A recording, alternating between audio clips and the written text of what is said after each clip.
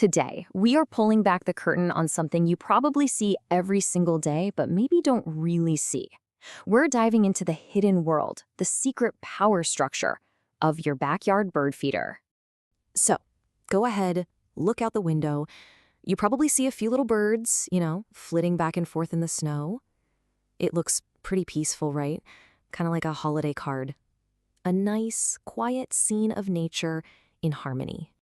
Yeah, that's completely wrong. Daff feeder is actually a brutal 24/7 battleground with a really strict social hierarchy. It is a high-stakes game where the winners get to eat and the losers, well, they risk freezing to death. Every single little chirp and flutter is a power play.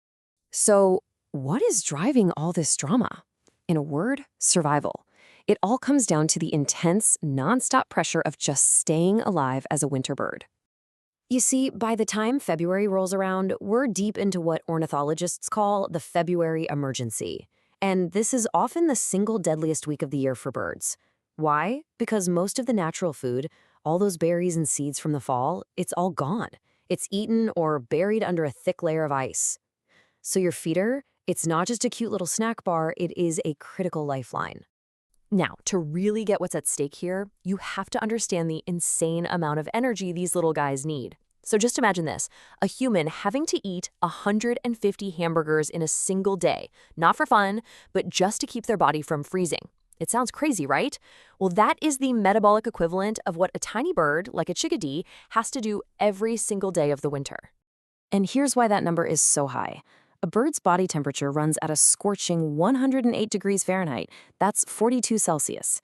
They are basically tiny, supercharged furnaces that have to be constantly refueled or the fire goes out.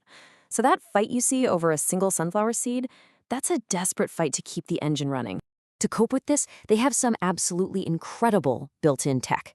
They fluff up their feathers into what's basically a feather parka. If you ever see a bird that looks like a perfect little tennis ball, that's exactly what it's doing, trapping air to stay warm. They've also got anti-freeze feet, with this clever circulation system that keeps them from freezing right onto a metal perch. And they're always searching for high-fat suet. Seeds are snacks, but suet, that's the rocket fuel they need to survive a long, cold night. Okay, so let's get to the power rankings.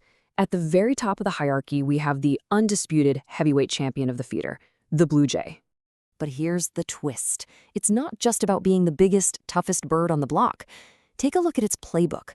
A blue jay's greatest weapon isn't its beak, it's its brain. Psychological warfare and pure intelligence make up most of its winning strategy.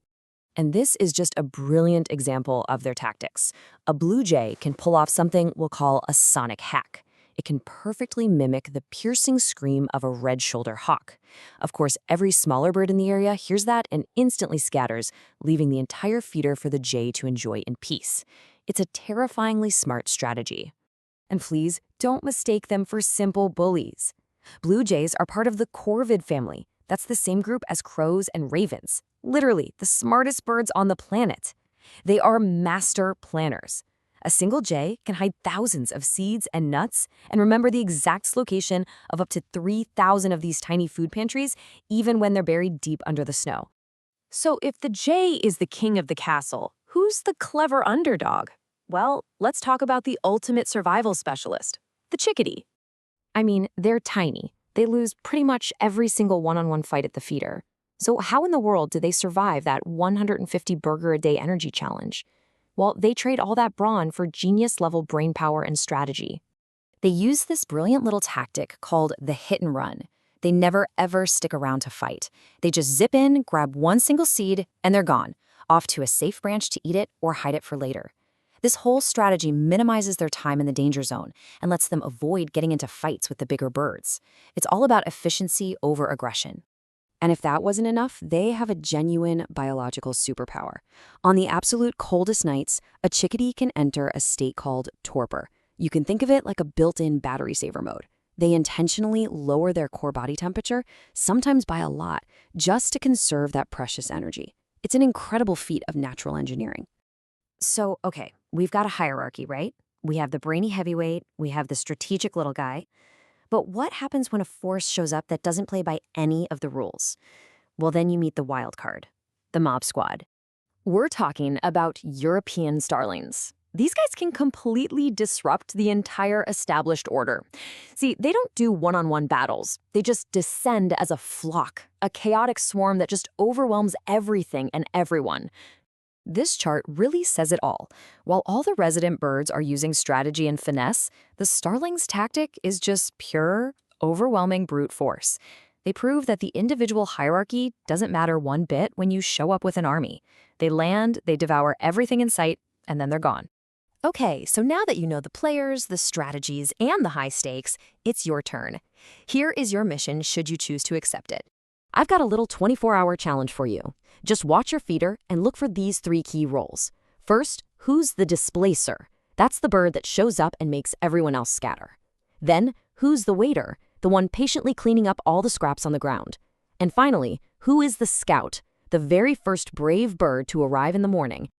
Think of this table as your own personal decoder ring. Look for the displacer, the one who scares everyone away. That's your alpha, and it's probably a blue jay. Then spot the waiter, eating what's fallen on the ground. That's likely a junco or a sparrow. And who's the scout, the first one on the scene? Very often, it's that clever little chickadee making its move before the big guys even wake up.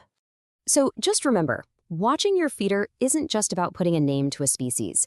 You are actually witnessing a complex social drama unfold in real time. It's a whole story of strategy and power and survival.